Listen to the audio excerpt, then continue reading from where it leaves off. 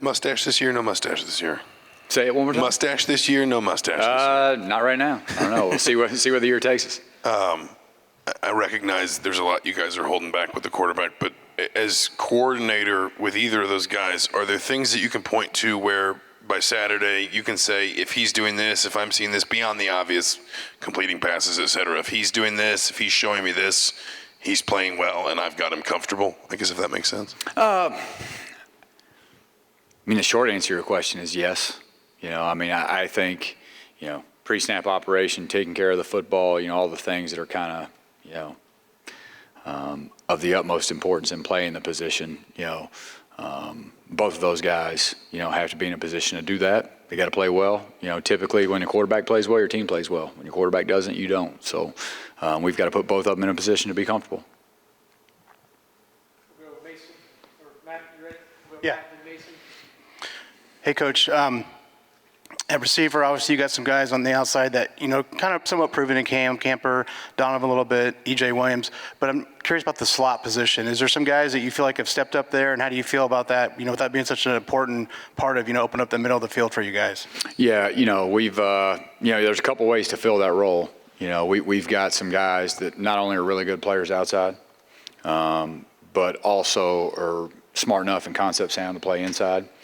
So you'll see of the Donnie Macks, the Omar Coopers, the Cam Campers, the E.J. Williams, you may see them inside at times. DeQuise Carter, Cam Perry have both done a really nice job in camp. And then, the bonus, the move-around toy, Jalen Lucas has also played there as well. So just depending on different personnel groupings and things that we're doing, we've got a multitude of different ways to attack, kind of that position.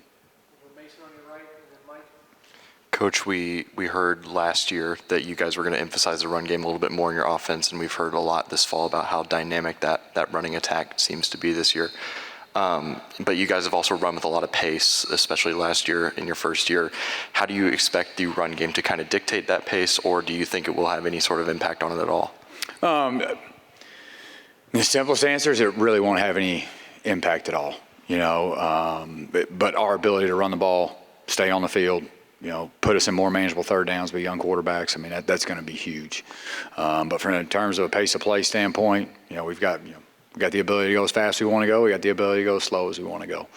And so for me, it's just making sure that our run game is explosive, and that we can win from the C gap out. We can dent the line of scrimmage when we need to, and to me, it's just we've got to make sure that we're, staying on schedule, that, productive runs, efficient runs, eliminating as many negatives as we can in the run game. So, but no, in terms of pace and how we play, really won't have much of a say on how we run the football. Mike on your left, and then Don. I know it's probably difficult without, kind of getting into who won the job, but what were at the quarterback position, deciding factors for you, and how you kind of determined who you did, guys? I mean, I know you can't say who, but how you decided on a starter? Yeah, I think first and foremost, the young guys, eliminating error. How does that happen? That's, your entire pre-snap process, eliminating issues at the line of scrimmage. If a guy's not right, can you get him right? Your at the line of scrimmage communication, your communication on the sideline, when we do huddle. But number one is just minimizing error. Number two is after the snap, can you drive your eyes where they're supposed to early in the downs? And can you be smart with the football late in downs? And those two things are two completely different things, but they both manifest themselves in, completions or, balls in jeopardy. And then number three, I would think just comfortability, leadership ability. Do you create confidence in the other 10 guys on the football field when you're out there? And so to me, those three things, especially with younger guys, are kind of the linchpins in how you're going to make a decision. Walt, can you talk a little bit about what you've seen out of the offensive line here in preseason, what your thoughts are about the improvement in that area? Yeah, I think the first thing is just with Coach Bostad, and again, by no means is this an attack on Darren Hiller. I love Darren. Darren's a great man and a good person. I want to get that out of the way first. But, with Coach Bostad, just the amount of repetitions, the time on task, how many reps of individual those guys accrue on a daily basis. I mean, it's when they're out there, they are working. and so you're starting to see some technical proficiency. You're starting to see guys, from a marking standpoint, from a technique and fundamental standpoint, really start to take hold and kind of understand what we're trying to get done. You're starting to see a group of guys, because there's a lot of guys that have played, especially when you add Bedford back. And then because Bedford went down and Carp went down for time, there are a bunch of young guys that had to play. So we've got 7 or 8 guys that have played a lot of football, even with the addition of Max Longman, who played a lot of football at UMass.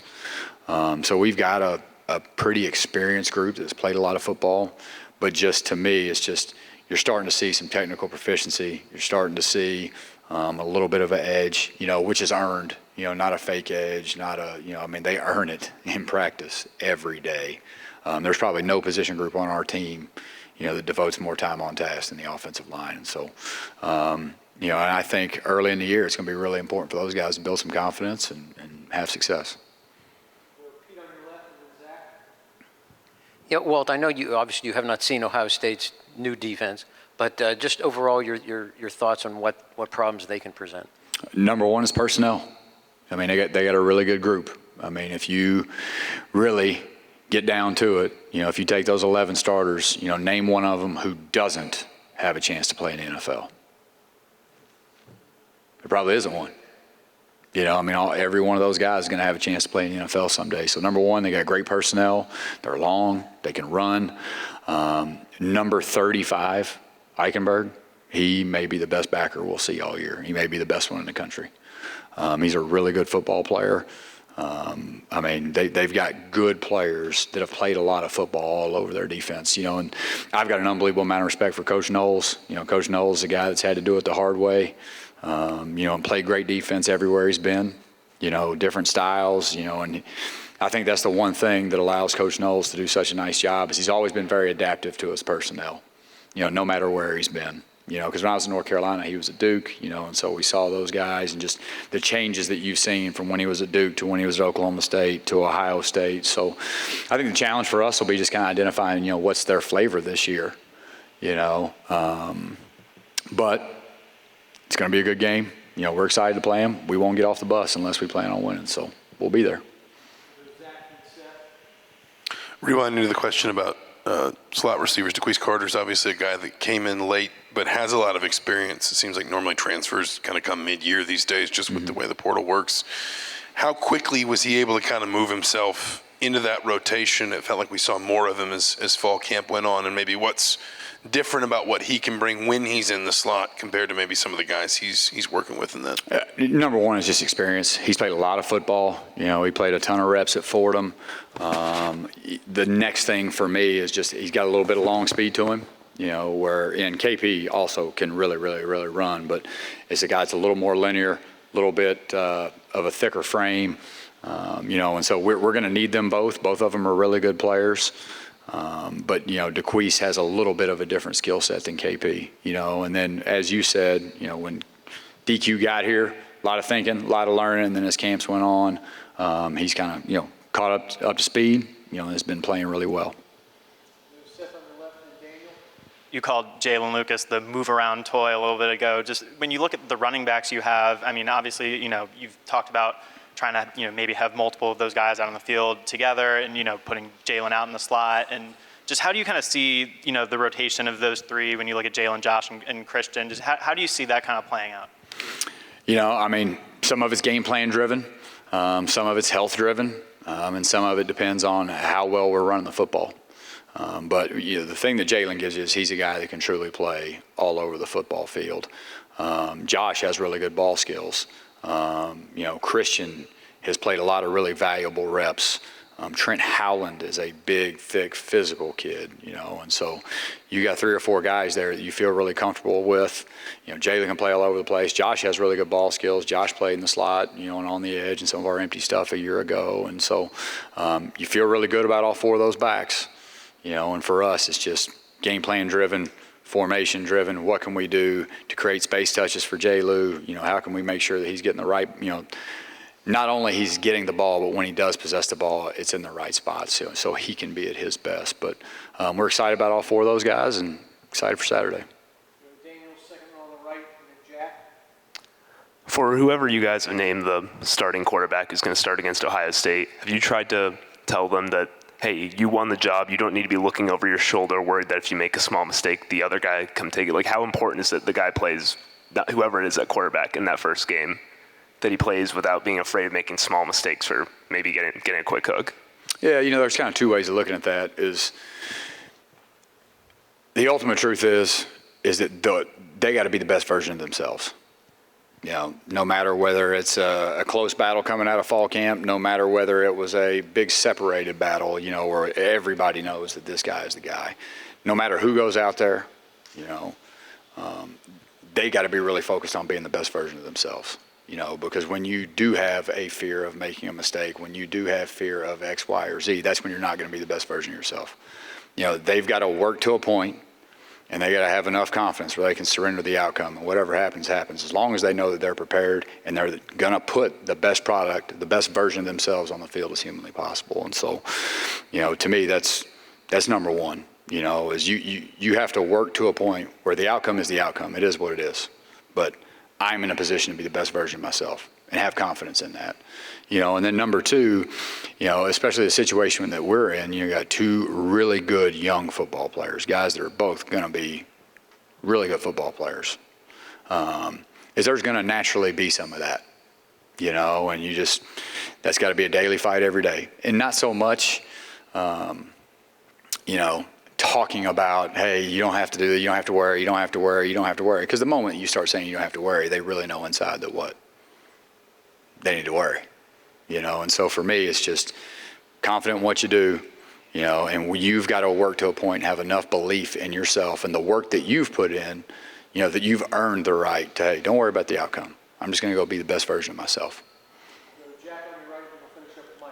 Yeah, with Jalen Lucas, I remember last year, especially early in the season, you talked about not trying to throw too many responsibilities on him. It seems like this year before the season when we talked to him, he's very confident that he can do everything. Are there signs in practice that you see that he's able to kind of grasp having all those responsibilities that you feel like will show up? Yeah, and that's a huge credit to him because it's been August? It's been an 8-month process. He's spent a lot of time, with wideouts in certain periods of practice going all the way back to spring. He spends, more than 50% of his time with the running backs, and also he's a returner and a kick returner.